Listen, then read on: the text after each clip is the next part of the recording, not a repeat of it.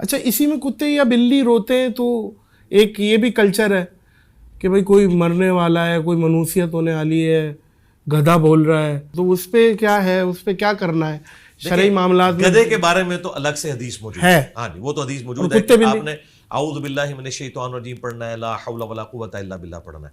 باقی یہ کہنا ہے کہ کوا گھر کی منڈیر پہ بیٹھے تو مہمان آئے گا, جوتی پہ جوتی چڑھ گئی تو آپ کا سفر لکھا ہوا ہے, اور کالی بلی نے راستہ کاٹ دیا تو یہ مشکلات ہے. یہ میرے بھائی یہ توہمات ہیں, ان کا دین سے کوئی لینا دینا نہیں ہے.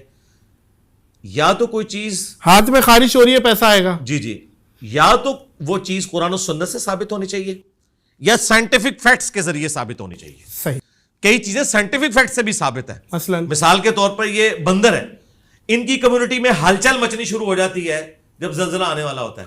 اچھا, یہ ان کو علم غیب نہیں ہوتا, بلکہ یہ ہے کہ یہ جو زمین کی وائبریشن ہے نا, ان کا سینسٹیوٹی کا لیول زیادہ ہے. آپ کو پتا ہے ہاتھی زمین پر پاؤں مار کے نا 40 کلومیٹر دور تک کمیونیکیشن کرتا ہے. ہماری تو یہ چیزیں نہیں ہیں. عقاب 2 کلومیٹر اوپر سے نیچے دیکھ لیتا ہے, ہم نہیں دیکھ سکتے. اور اس سے اگلی بات, چڑیا اڑ سکتی ہے, ہم نہیں اڑ سکتے. حالانکہ عام مسلمان ایک چڑیا سے افضل ہے, تو افضلیت ختم نہیں ہو گئی, اللہ نے اس کی وہ ڈومین رکھی.